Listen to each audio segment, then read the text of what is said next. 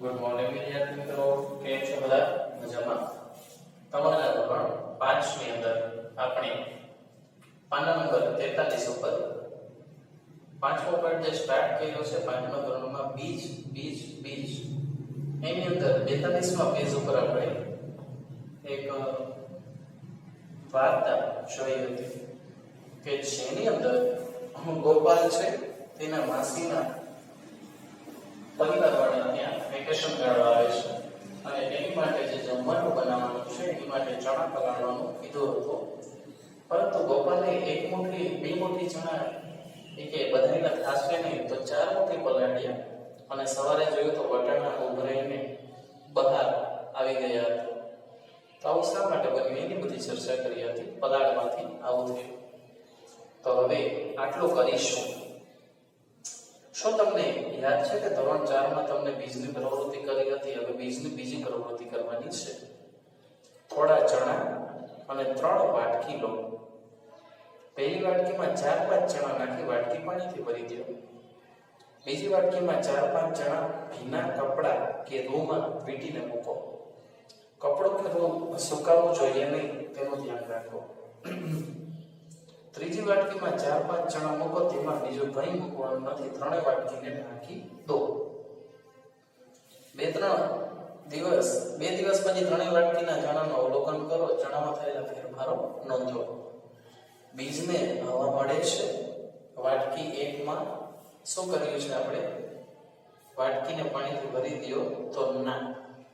બીજી વાટકીમાં 4-5 ચણા ભીના કપડા કે રૂમાં વીંટીને મૂકો તો વાટકીને હવા મળે છે. હા. ત્રીજી વાટકીમાં કંઈ મૂકવાનું નથી તો હવા મળે છે. બીજને પાણી મળે છે તો પહેલી વાટકીમાં હા, બીજીમાં આપણે ભરવું પડે, ત્રીજીમાં ના. બીજમાં શું ફેરફાર થયો? તો વાટકી 1 માં જે બીજ છે મોટા થયા. વાટકી 2 માં બીજ છે એમાં ઘણો ફેરફાર થયો અને વાટકી 3 ની અંદર કંઈ જ ફેરફાર થયા નહીં. બીજમાં અંકુર ફૂટ્યા. વાટકી 1 માં ના, બીજામાં હા, ત્રીજામાં ના. કઈ વાટકીમાં બીજમાં અંકુર ફૂટ્યા છે? તમે આ વાટકી અને બીજી વાટકીમાં શું તફાવત જોઈ શકો છો? તો વાટકી 2 માં બીજમાં અંકુર ફૂટ્યા હોય કારણ કે તેને ભીના કપડા કે રૂમાં સૂકવેલા છે. પહેલામાં બહુ વધારે પાણી મળ્યું એટલા માટે પણ ના થાય. ત્રીજામાં પાણી જ ન મળ્યું એટલા માટે ના થાય, પરંતુ બીજાની અંદર પાણી સમપ્રમાણ મળ્યું એટલા માટે અંકુર ફૂટે. ગોપાલના માતાએ પલાળેલા ચણાને ભીના કપડામાં કેમ બાંધ્યા? કારણ કે ભીના કપડું હોય એટલે પાણી અને હવા બંનેની અવરજવર તેને મળે. પાણી અને હવા બંને જરૂરી છે, બરોબર છે? પાણી અને હવા બંને જરૂરી છે અંકુરણ માટે. જો એવું ના બને તો પછી વધારે તકલીફ ઊભી થાય. તો વધારે પાણીને લીધે છોડવા છે એ બળી જાય. જેમ આપણે પૂર આવે, પાણીની આપણે સમપ્રમાણ જરૂર છે, પણ જો પાણી વધારે હોય, પૂર આવે તો નુકસાન થાય, અને ઓછું પાણી હોય તોય નુકસાન થાય. સમજાય છે ને? પૂર આવે તો બધું તણાઈ જાય અને દુષ્કાળ હોય તો પાણી જ ના મળે, પરંતુ આપણને જોઈતું પાણી મળી જાય તો આપણે સ્વસ્થ રહીએ. આ એવી જ વાત છે.